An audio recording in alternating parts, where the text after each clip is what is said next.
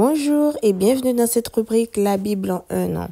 Nous sommes au 7e jour et nous allons lire le livre de Genèse chapitre 7 versets 1 à 24, le livre d'Ezra chapitre 7 versets 1 à 28 et nous allons finir par le livre de Matthieu chapitre 7 versets 1 à 29. Merci de prendre vos Bibles et je vous souhaite une bonne lecture. La Genèse chapitre 7. L'Éternel dit à Noé, « Entre dans l'arche, toi et toute ta maison, car je t'ai vu juste devant moi parmi cette génération. Tu prendras auprès de toi 7 couples de tous les animaux purs, le mâle et sa femelle, une paire des animaux qui ne sont pas purs, le mâle et sa femelle, 7 couples aussi des oiseaux du ciel, mâle et femelle, afin de conserver leur race en vie sur la face de toute la terre. Car encore 7 jours, et je ferai pleuvoir sur la terre 40 jours et 40 nuits, et j'exterminerai de la face de la terre tous les êtres que j'ai faits. » Noé exécuta tout ce que l'Éternel lui avait ordonné. Noé avait 600 ans lorsque le déluge d'eau fut sur la terre. Et Noé entra dans l'arche avec ses fils, sa femme, et les femmes de ses fils pour échapper aux eaux du déluge. D'entre les animaux purs et les animaux qui ne sont pas purs, les oiseaux et tout ce qui se meut sur la terre, il entra dans l'arche auprès de Noé 2 à 2, un mâle et une femelle, comme Dieu l'avait ordonné à Noé. 7 jours après, les eaux du déluge furent sur la terre. L'an 600 de la vie de Noé, le second mois, le 17e jour du mois, en ce jour-là, toutes les sources du grand abîme jaillirent, et les écluses des cieux s'ouvrirent. La pluie tomba sur la terre 40 jours et 40 nuits. Ce même jour entrèrent dans l'arche Noé, Sem, Cham et Japheth, fils de Noé, la femme de Noé et les 3 femmes de ses fils avec eux. Eux et tous les animaux selon leur espèce, tout le bétail selon son espèce, tous les reptiles qui rampent sur la terre selon leur espèce, tous les oiseaux selon leur espèce, tous les petits oiseaux, tout ce qui a des ailes. Ils entrèrent dans l'arche auprès de Noé 2 à 2, de toute chair ayant souffle de vie. Il en entra mâle et femelle de toute chair, comme Dieu l'avait ordonné à Noé, puis l'Éternel ferma la porte sur lui. Le déluge fut 40 jours sur la terre. Les eaux crurent et soulevèrent l'arche, et elle s'éleva au-dessus de la terre. Les eaux grossirent et s'accrurent beaucoup sur la terre, et l'arche flotta sur la surface des eaux. Les eaux grossirent de plus en plus, et toutes les hautes montagnes qui sont sous le ciel entier furent couvertes. Les eaux s'élevèrent de 15 coudées au-dessus des montagnes qui furent couvertes.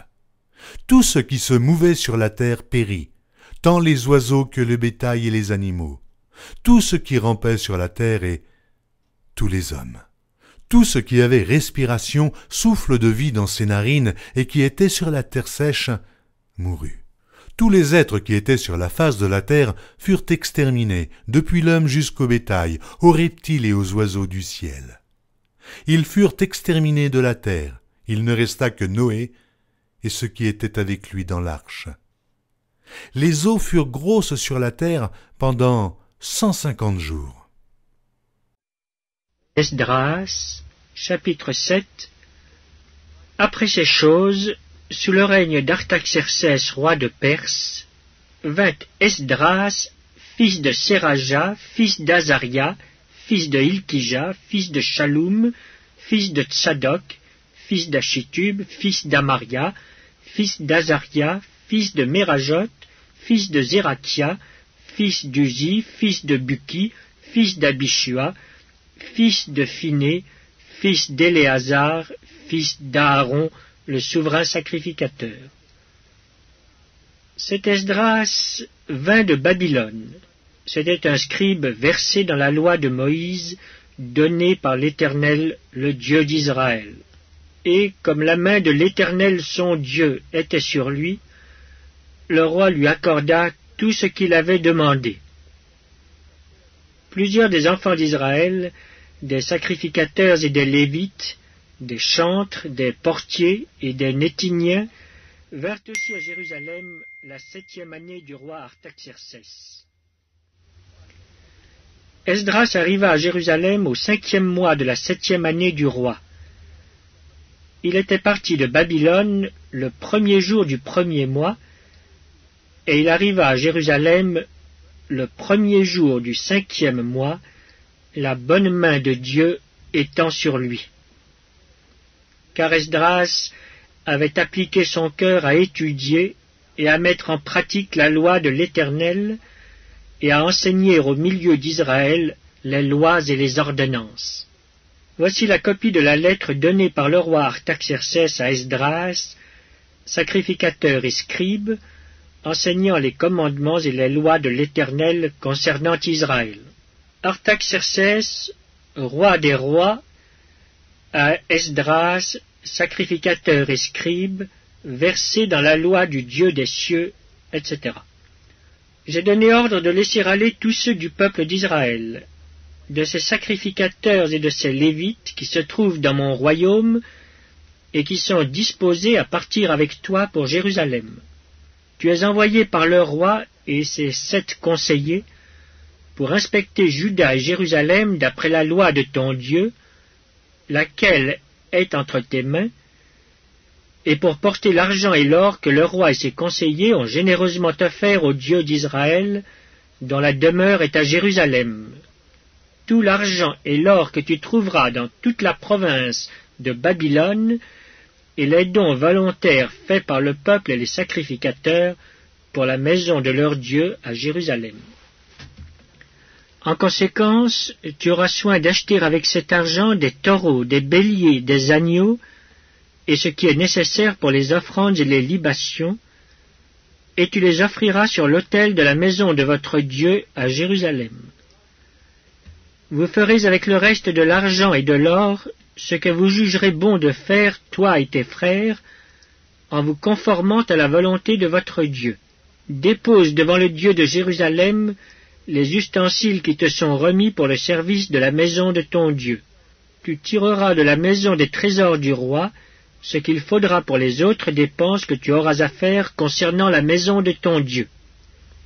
Moi, le roi Artaxercès, je donne l'ordre à tous les trésoriers de l'autre côté du fleuve de livrer exactement à Esdras, sacrificateur et scribe, versé dans la loi du Dieu des cieux, tout ce qu'il vous demandera, jusqu'à 100 talents d'argent, 100 corps de froment, 100 battes de vin, 100 battes d'huile et du sel à discrétion. Que tout ce qui est ordonné par le Dieu des cieux se fasse ponctuellement pour la maison du Dieu des cieux, afin que sa colère ne soit pas sur le royaume, sur le roi et sur ses fils. Nous vous faisons savoir qu'il ne peut être levé ni tribut, ni impôt, ni droit de passage sur aucun des sacrificateurs, des lévites, des chantres, des portiers, des Nétiniens et des serviteurs de cette maison de Dieu.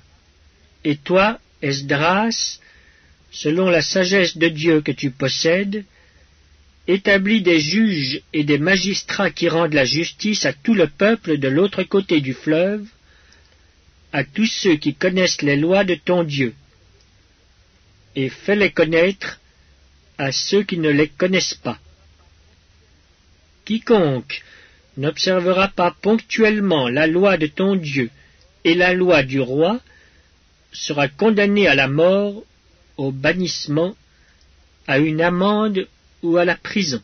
Béni soit l'Éternel, le Dieu de nos pères, qui a disposé le cœur du roi à glorifier ainsi la maison de l'Éternel à Jérusalem, et qui m'a rendu l'objet de la bienveillance du roi, de ses conseillers et de tous ses puissants chefs. Fortifié par la main de l'Éternel, mon Dieu, qui était sur moi, j'ai rassemblé les chefs d'Israël afin qu'ils partissent avec moi. Matthieu, chapitre 7. Ne jugez point, afin que vous ne soyez point jugés, car on vous jugera du jugement dont vous jugez, et l'on vous mesurera avec la mesure dont vous mesurez. Pourquoi vois-tu la paille qui est dans l'œil de ton frère, et n'aperçois-tu pas la poutre qui est dans ton œil? Ou, comment peux-tu dire à ton frère, laisse-moi ôter une paille de ton œil, toi, qui as une poutre dans le tien? Hypocrite, ôte premièrement la poutre de ton œil, et alors, tu verras comment ôter la paille de l'œil de ton frère. Ne donnez pas les choses saintes aux chiens, et ne jetez pas vos perles devant les pourceaux, de peur qu'ils ne les foulent aux pieds, ne se retournent et ne vous déchirent. Demandez, et l'on vous donnera. Cherchez, et vous trouverez. Frappez, et l'on vous ouvrira. Car quiconque demande reçoit. Celui qui cherche trouve, et l'on ouvre à celui qui frappe. Lequel de vous donnera une pierre à son fils s'il lui demande du pain? Ou s'il demande un poisson, lui donnera-t-il un serpent? Si donc, méchants comme vous l'êtes, vous savez donner de bonnes choses à vos enfants, à combien plus forte raison votre Père qui est dans les cieux donnera-t-il de bonnes choses à ceux qui les lui demandent? Tout ce que vous voulez que les hommes fassent pour vous, faites-le de même pour eux, car c'est la loi et les prophètes.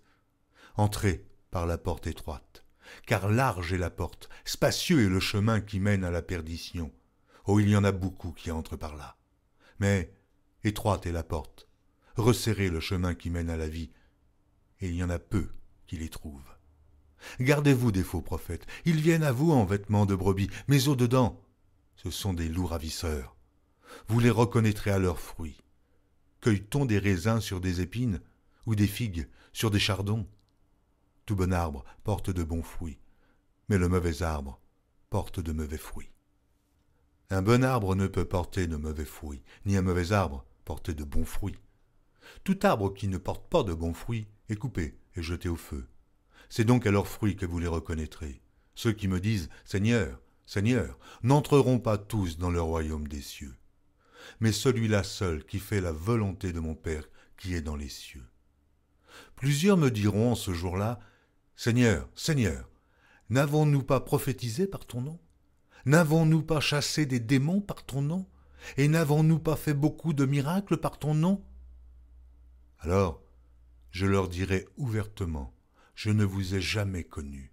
Retirez-vous de moi, vous qui commettez l'iniquité. C'est pourquoi, quiconque entend ces paroles que je dis et les met en pratique, sera semblable à un homme prudent qui a bâti sa maison sur le roc. La pluie est tombée, les torrents sont venus, les vents ont soufflé et se sont jetés contre cette maison. Elle n'est point tombée, parce qu'elle était fondée sur le roc. Mais quiconque entend ces paroles que je dis et ne les met pas en pratique sera semblable à un homme insensé qui a bâti sa maison sur le sable. La pluie est tombée, les torrents sont venus, les vents ont soufflé et ont battu cette maison. Elle est tombée, et sa ruine a été grande. Après que Jésus eut achevé ses discours, la foule fut frappée de sa doctrine, car il enseignait comme ayant autorité, et non pas comme leurs scribes.